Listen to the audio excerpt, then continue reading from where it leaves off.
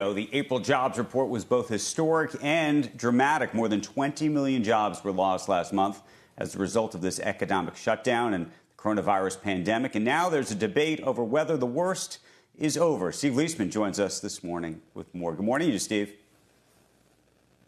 Good morning, Andrew. Yeah, that historic jobs report where 20.5 million Americans lost their job, sparking a debate between really forecasters or economists and markets over the outlook.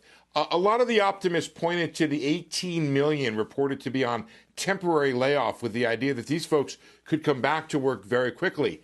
But J.P. Morgan writing over the weekend, almost all the increase in unemployment was due to an increase in the ranks of those, quote, on temporary layoff, though BLS so classified anyone who said they did not work, quote, because of the coronavirus. Thus, it is unclear if these people actually will have jobs to return to when the economy reopens. Another source of optimism came from the states that are reopening and the idea that some of these stores may reopen and those on temporary layoffs could be called back pretty quickly. To which Oxford Economics wrote, how long the markets are willing to downplay the disastrous economic news now evolving is anyone's guess. We suspect that fear factor will prevail after lockdown restrictions are lifted and restrain household spending propensities. There'll be other economic data this week for markets to debate with economists here. Tuesday, we're going to get inflation with a question as to whether or not some of the price spikes we've seen that's created overall inflation, or is it the decline in demand that's dragged it down?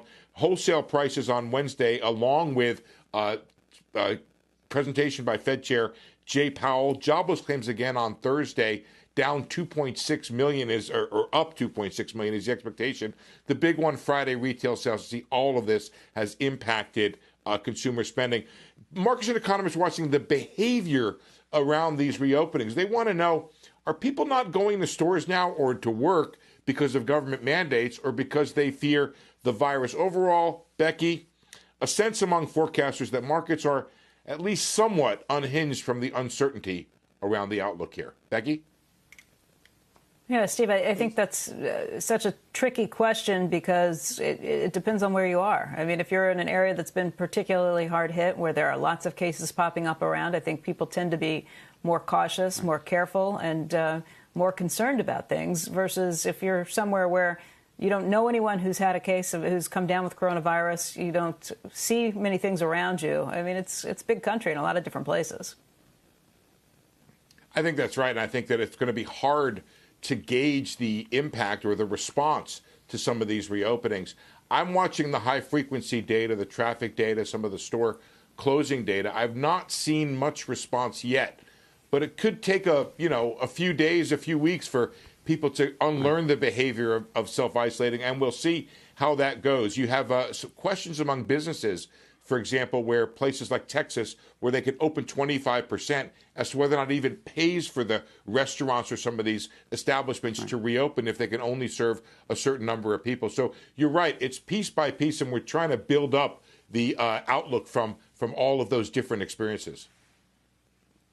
Hey, Steve, many of these polls obviously show that there's a population out there that says, at least to the pollsters, that they don't want to necessarily go out and go shopping, that they want to stay socially distanced. And yet, at least anecdotally, and I know it's only anecdotes, you look online, TJ Maxx in Arkansas, packed. Some people wearing masks, some people not. Even my own experience over the weekend up here in Connecticut, I mean, people were out and about. The store shelves were basically empty. I mean, at a Target, it's sort of remarkable to see what was going on. You look at even some of the data that's coming off of some of these phones showing places like Nashville, where it looks like they're moving around Nashville as much as they're moving around in Sweden, and yet there's a lockdown taking place in Nashville. And so I wonder what data we should really be focused on.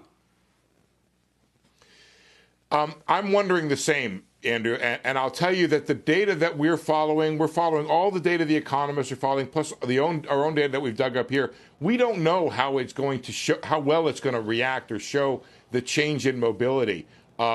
There's the Google data and the Apple data that you're talking about. There's Yelp data. There's TomTom traffic data. It may be that all of this lags, and it may be, I think Becky's comment was really critical here, that it's going to be different experiences in different places. I will say I saw a poll over the weekend, Andrew, that said, only 27% of those asked were comfortable going back to restaurants. So it may be that there's a whole series of different responses of people. I'm going to Target because I need dog food, but I'm not necessarily going out to dinner because I can make food at home.